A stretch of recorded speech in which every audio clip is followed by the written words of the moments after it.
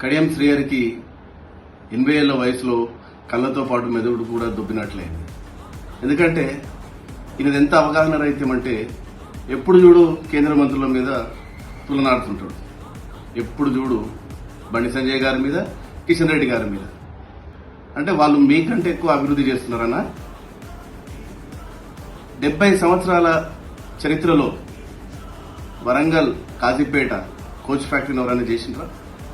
ఇప్పుడు భారతీయ జనతా పార్టీ ప్రభుత్వంలో coach factory పూర్తయింది.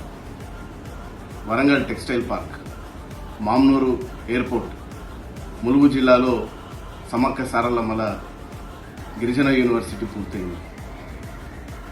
70 సంవత్సరాల చరిత్రలో వరంగల్ జిల్లా రూపురేఖలు మార్చిన ఇద్దరు కేంద్ర మంత్రులు బండి సంజయ్ గారు, కిషన్ రెడ్డి గారు. నిన్నటికి నిన్న జగిత్యాల, కరీంనగర్ 4 వరుసల రోడ్డు శాంక్షన్ అయింది. ఆర్మూరు నిజామాబాద్ రోడ్డు శాంక్షన్ అయింది. మీకు కనిపించట్లేదా ఈ అభివృద్ధి? అంటే మీరు రాష్ట్ర ఉప ముఖ్యమంత్రిగా ఉన్నారు.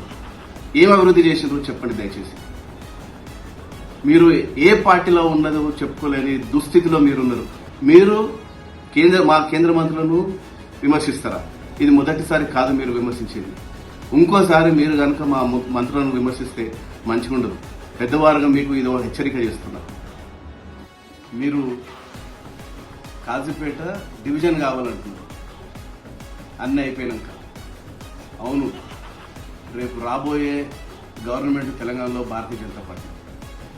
అప్పుడు మేము కాజీపేటను డివిజన్ కాదు, స్పెషల్ జోనే చేస్తాం.